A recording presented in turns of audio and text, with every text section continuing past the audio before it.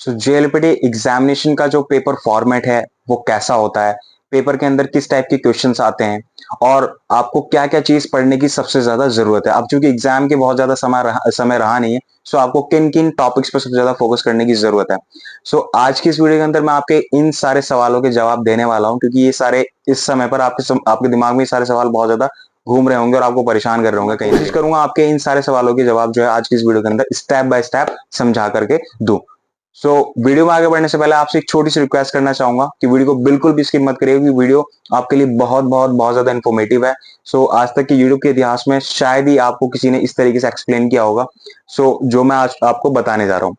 इसके साथ जो व्यूअर्स पहली बार मेरी वीडियो पर आए हैं उनसे एक छोटी सी रिक्वेस्ट करूंगा, चैनल को सब्सक्राइब और हमारी बेल आइकन को जो है जरूर से प्रेस कर लीजिएगा, क्योंकि इस चैनल पर जो है, इस प्लेटफॉर्म पर ना सिर्फ मैं आपको जापानीज पढ़ाता हूँ वो भी फ्री में, बल्कि मैं आपको जापानीज करने के बाद जॉब के लिए अप्लाई कैसे करना है, कैरियर से रिलेटेड आप क्या क्या चीजें कर सकते हो, जॉब कैसे सर्च करोगे, इस टाइप की सारी इंफॉर्मेशन जो है A to Z मैं आपको यहाँ पर अपने चैनल के थ्रू देता रहता हूँ। ठीक है, तो चलिए ज्यादा टाइम वेस्ट किए शुरू करते हैं आज की अपनी सीधी वीडियो। जैसा कि मैंने आपको सबसे पहले बताया कि भैया जो एग्जामिनेशन का फॉर्मेट होता है, यानी कि जो जेएलपीटी एग्जाम होता है उसका फॉर्मेट क्या होता है प्रॉपरली, और उस एग्जाम के अंदर किस टाइप के क्वेश्चंस आते हैं।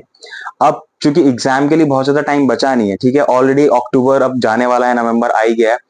प्रॉब्लम इज कि बहुत सारे स्टूडेंट के मैंने कमेंट पढ़े, वो ये कहते हैं कि सर हमारी प्रिपरेशन नहीं हो पा रही है अराउंड एटलीस्ट जो आपने बताया कि 3 to 4 आवर्स पर डे का, वो भी नहीं पढ़ पा रहे हैं क्योंकि ड्यू टू सम रीजन। तो मैं उनको बस यही बोलूंगा, ना सिर्फ उनको बल्कि उन लोगों को लिए भी, उन स्टूडेंट्स के लिए भी जो प्रैक्टिस कर रहे हैं, जो पढ़ रहे हैं, जिनकी अच्छी तैयारी है।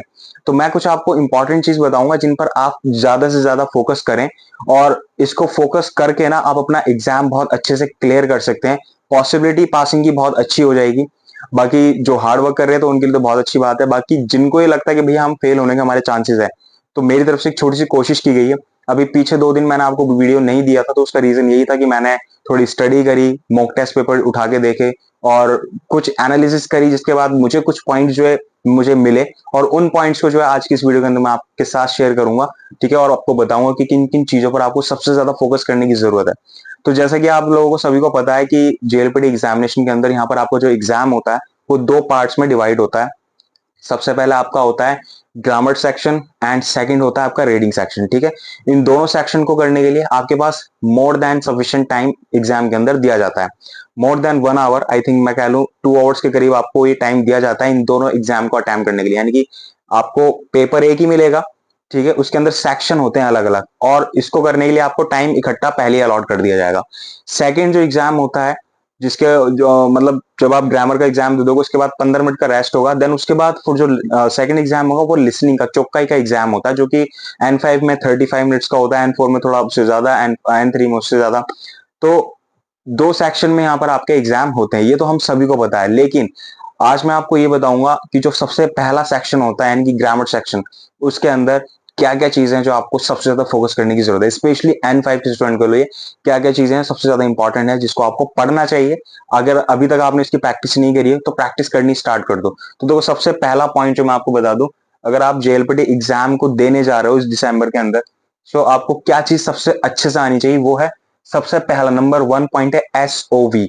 अब आप कहोगे सेंस से एसओवी क्या है? एसओवी का मतलब हो गया सिंपल सेंटेंस, सिंपल स्ट्रक्चर वाले सेंटेंस, जैसे कि जिसके अंदर सब्जेक्ट, ऑब्जेक्ट और वर्ब आए।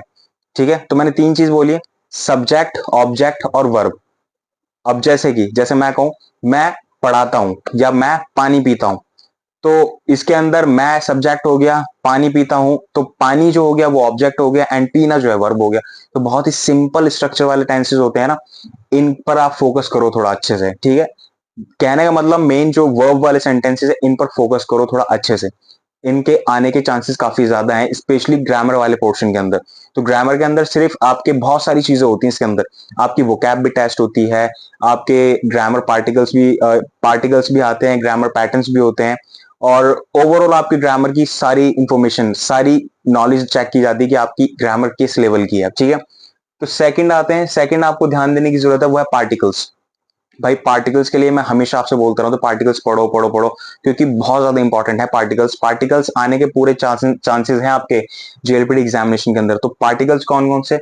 बा, गा, नी, ए, दे, तो, मो, सारे पार्टिकल्स इंपॉर्टेंट है। अब इसके लिए भी परेशान होने की जरूरत नहीं है। अगर आपने अभी तक नहीं पढ़ा है ना, तो मैं आपकी हेल्प के लिए हमेशा बैठा हूं यहाँ पे।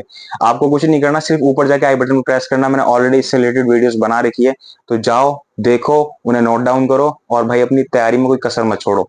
ठीक है। इसके बाद नेक्स्ट है थर्ड, वर्ब्स। अब वर्ब्स भी आने की पूरी पूरी संभावना है भाई। वर्ब्स किस तरीके से, क्या क्या वर्ब्स आएंगी, तो देखो मास फॉर्म आएगी, तो मास फॉर्म आपको बहुत अच्छे से पता होनी चाहिए। इकी मास, खायरी मास, मोशी मास, जितने भी मास वाले वर्ब्स हैं, इनको अच्छे से पढ़ लेना भाई, बहुत अच्छे तरीके से। दूसरा, डिक्शनरी फॉर्म। डिक्शनरी फॉर्म के लिए मैंने जब चैप्टर पढ़ाया था, आपसे कहा था अगर आपके पास हेल्प चाहिए तो मैं एक चार्ट देने को तैयार हूं। आप डिक्शनरी फॉर्म से सीख सकते हैं डिक्शनरी फॉर्म बनेगी कैसे। तो भैया डिक्शनरी फॉर्म बहुत अच्छे से पढ़ लेना, बहुत अच्छा टॉपिक है, एग्जाम में आता है। ठीक है, तो इसको जरूर से कर लेना। Second, negative and past form. Negative forms भी पढ़ लेना अच्छे से, क्योंकि थोड़ा सा प्रॉब्लम क्रिएट होती है स्टूडेंट्स के लिए, बिगिनर में। इकीमास, इकीमासन। ठीक है।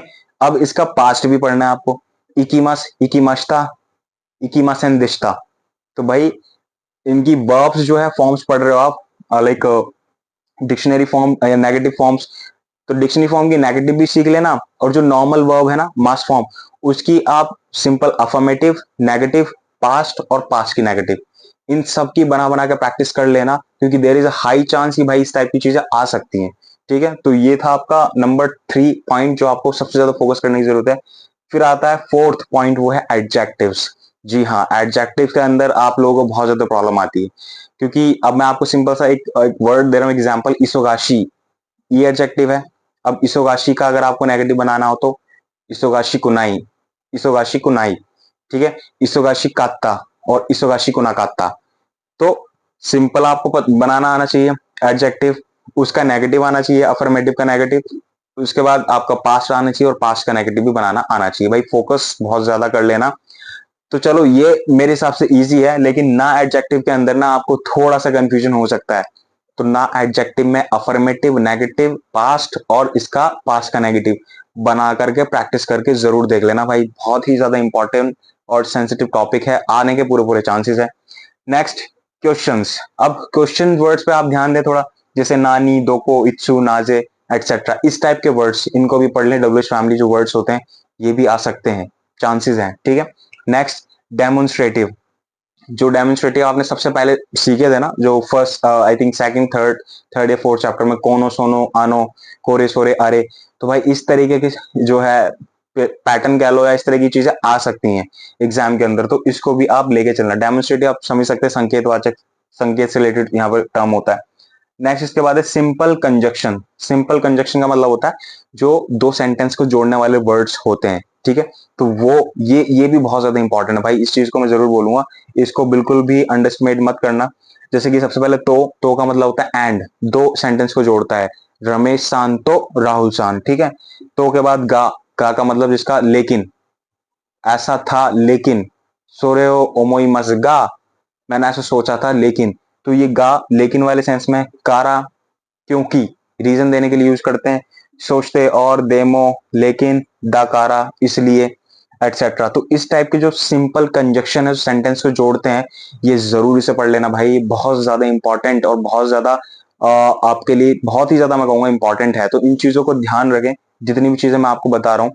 तो ये तो थी सिंपल कंजक्शन। इसके बाद आता है टाइम एक्सप्रेशन, क्यों, आस्ता, साते। ठीक है, इस टाइप की चीजें आप पढ़ लेना। और लाइक जो मैंने डब्ल्यू फैमिली वाले वर्ड्स बताया, नानी, दो को, इसके अंदर कुछ ऐसे भी वर्ड्स आ सकते हैं, लाइक पैसे के लिए इकुरा। ठीक है, और किसी क्वांटिटी के लिए। तो इस टाइप की चीजें भी आप जरूर कर लेना, क्योंकि ऐसी चीजें आने की हाई पॉसिबिलिटी है आपके एग्जाम के अंदर। लास्ट बताऊं कुछ पैटर्न्स जिस पे आप फोकस कर लोगे तो आपके लिए बहुत ज्यादा सही रहेगा। जैसे एक पैटर्न है सुमोरी, तो सुमोरी जो है वो आप पढ़ लेना। मोराइमस, आगिमस, ये वाले पैटर्न भी हमने पढ़े थे, तो इनको भी पढ़ लेना अच्छे से। ठीक है, सो ओवरऑल ग्रामर के अंदर ये सारी चीजें हैं जो बहुत ही ज्यादा आपके लिए इंपॉर्टेंट हो जाती है। अब इसके बाद मैं आपको बताऊंगा नेक्स्ट सेक्शन जो इसी के अंदर आता है आपका, वो है रीडिंग सेक्शन। रीडिंग सेक्शन के अंदर आपसे क्या क्या चीज पूछी जा सकती है और आपको क्या क्या चीज की तैयारी करके चलना है। देखिए, जैसे मैंने आपसे कहा था कि रीडिंग सेक्शन के अंदर भी आपका किस टाइप की चीजें आ सकती हैं, किन किन चीजों पर आपको फोकस करने की जरूरत है, तो वो जरा समझ लेते हैं। तो देखो, सबसे पहले रीडिंग सेक्शन के अंदर अगर आप जाते हो, तो रीडिंग सेक्शन में आप किन किन चीजों से फेस कर सकते हो। सबसे पहले शॉर्ट पैसेजेस से, अब शॉर्ट पैसेजेस क्या होते हैं, किस तरीके के होते हैं, तो देखो स्मॉल स्टोरीज, इसके अंदर स्मॉल स्टोरीज होंगी, छोटी छोटी कहानियां होंगी, बहुत सिंपल सेंटेंसेस होंगे। तो कर कैसे पाओगे, कर तभी पाओगे भाई जब आपने प्रैक्टिस करी होगी। सो अगर आपने अभी तक नहीं करी तो अब करनी स्टार्ट कर दो, बहुत जरूरी है भाई। अपने आप की ऐसी आदत मत डालो कि आप इंग्लिश के थ्रू पढ़ो, बहुत पहले छोड़ देनी चाहिए थी आपको ये आदतें। अब आपको हीरागाना काताकाना और कांजी जितनी पढ़ ली है उससे पढ़ने की कोशिश करो, समझो सेंटेंस क्या बोल रहा है किसी चीज की हेल्प लिए बगैर, ठीक है। तो स्मॉल स्टोरीज आ सकती हैं, पैराग्राफ्स आ सकते हैं। अभी पैराग्राफ्स और स्टोरी जो होंगी वो आपकी डेली लाइफ से रिलेटेड हो सकती हैं। लाइक जैसे कि कोई कैरेक्टर है वो कहीं ट्रैवल के लिए कहीं गया था या फिर वो कहीं शॉपिंग के लिए गया था, तो टॉपिक कुछ इस तरीके का पॉपुलर फेमस टॉपिक हो सकता है, फूड से रिलेटेड कोई टॉपिक हो सकता है, ठीक है। तो आप देखेंगे शॉपिंग, फूड, ट्रैवल, कुछ इन टाइप की चीजों से रिलेटेड जो है आपका कोई भी टॉपिक कंटेंट हो सकता है, पैराग्राफ हो सकता है। तो उसके लिए आपको तैयार रहना है बिल्कुल ही भाई, क्योंकि इस टाइप की शॉर्ट स्टोरीज आएंगी। इसमें मजे की बात ये है कि अगर आप इनको पढ़ लोगे अच्छे से तो इनके आंसर्स भी आप करेक्टली दे दोगे, ठीक है, क्योंकि इसके अंदर वही पूछा जाएगा जो इसके अंदर बता रखा है। सेकंड, 100 कांजी, जो मैं आपको हमेशा कहता हूँ भाई, कांजी कांजी कांजी, यानी कि रीडिंग सेक्शन के अंदर तो होता ही कांजी के लिए। तो अगर आपकी 100 कांजी है तो आपको बिल्कुल भी टेंशन लेने की जरूरत नहीं है, लेकिन 100 कांजी नहीं है ना, तो भाई फिर गड़बड़ है, फिर तो बस कह नहीं सकता। थर्ड है वोकैबलरी। वोकैबलरी के अंदर कॉमन वर्ड्स एंड फ्रेजेस, तो ये चीज बहुत ही इंपॉर्टेंट है। मैं हमेशा पता क्यों कहता हूँ इन सब चीजों को। अभी रिसेंटली मैंने फ्रेजेस से रिलेटेड वीडियोस अपलोड करी थी यूट्यूब पे। उसका पर्पस यही था कि आपको मैं बता सकूं भाई फ्रेजेस बहुत इंपॉर्टेंट होते हैं। तो फ्रेजेस को बिल्कुल भी मजाक में मत लो, जो आपकी चैप्टर के एंड में जो होते हैं ना डायलॉग्स है, उन डायलॉग्स को जरूर पढ़ो, उन डायलॉग्स को जरूर से याद करो, वही फ्रेजेस हैं, ठीक है। आने के पूरे पूरे चांसेस हैं आपके लाइक कॉन्वर्सेशन में, रीडिंग सेक्शन में वो आ सकते हैं। अगर आपको मतलब पता होगा तो आप बहुत अच्छे से समझ जाओगे, ठीक है। तो कॉमन वर्ड जो यूजुअली वर्ड्स हैं वो, और उसके अलावा फ्रेजेस, फ्रेजेस पर भी आपको ध्यान देने की बहुत ज्यादा जरूरत है। Next, simple sentences.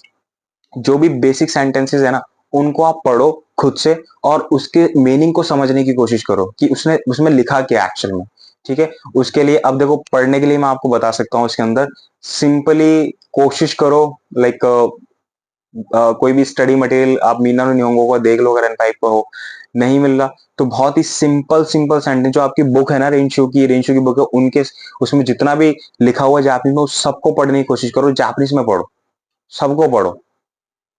This is the best way. इसके अलावा अगर आपके पास कोई और सिंपल सी चीज मिल जाए, आपको हाथ लग जाए इंटरनेट पे या कहीं पर भी, जिसमें बहुत सिंपल वर्ड लिखी हुई है जापानीज, तो उसको पढ़ने की कोशिश करें। तो मोर ओवर आपको पढ़ना ही पड़ेगा भाई, ज्यादा से ज्यादा आपको पढ़ना ही पड़ेगा, जितना आप पढ़ोगे उतना ही आपको हेल्प यहाँ पर मिलेगी। नेक्स्ट है मल्टीपल चॉइस क्वेश्चन। ये थोड़ा सा टफेस्ट पार्ट हम कह सकते हैं, इससे रिलेटेड क्वेश्चन आते हैं, हर लेवल में आते हैं। इसमें थोड़ा सा आपको दिमाग लगाना पड़ता है, तो भाई हिंदी में ही दिमाग नहीं लग पाता तो यहाँ तो जापानीज है। तो लकीली आपने सही लगा दिया तो ठीक है। इसके अंदर होता क्या है बेसिकली, आपको कोई करेक्ट आंसर चूज करना होता है, ठीक है, गिवन जो भी पैराग्राफ वहां पे दे रखा होता है। लेकिन क्वेश्चन इस तरीके से पूछा जाता है, पैराग्राफ में आपको समझ में भी आएगा चीज, लेकिन क्वेश्चन इस तरीके से पूछा जाता है, मल्टीपल क्वेश्चन होते हैं, और उसके अंदर क्वेश्चन बड़े ट्रिकी तरीके से पूछा जाता है कि आपको लगेगा आंसर ए ही इसका आंसर है, लेकिन हो सकता है बी हो, बी लगेगा, जब आप पढ़ोगे तो बी भी लगेगा आपको, ये भी हो सकता है।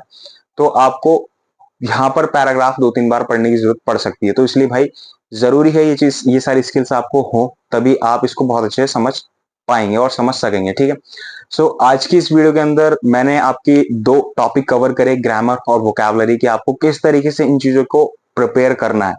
सो अब तक जिन स्टूडेंट ने पढ़ लिया है तो अब उनको मैंने बता दिया किन चीजों पर फोकस करना है, ठीक है। और जिन लोगों ने अभी तक नहीं पढ़ा है, जो भी सोच रहे हैं, तो भाई उनको मैंने एक तरीका बता दिया कि यहाँ से आपके पास होने के चांसेस हो सकते हैं, ठीक है। और जिन्होंने पढ़ लिया उनके अच्छे स्कोर लाने के चांसेस यहाँ पर हो सकते हैं। अब देखो, मैंने ये जितनी भी इंफॉर्मेशन आपको दी है ना, वो खुद मैंने लाइक इस चीज पर रिसर्च करके बताई ये चीजें। तो मैं ये तो नहीं बोलूंगा कि पेपर में यही आएगा, लेकिन हाँ आपको अश्योर जरूर कर रहा हूँ, ये एक मेरी तरफ से एक बोल सकते हैं कि एक एडवाइस है, एक टाइप की, कि आप इन चीजों को फोकस ज्यादा करके चलें भाई, ये चीज आ सकती है, क्योंकि सिलेबस तो बहुत बड़ा है। सिलेबस में क्या आएगा क्या नहीं आएगा कोई नहीं जानता, लेकिन जो मैंने देखा, जो एग्जाम्स मॉक टेस्ट पिछले साल के हैं, उसमें जो चीज मैंने ऑब्जर्व करी वो ये सारी चीजें थी कि इन इन चीजों को वहां पर लिया गया था।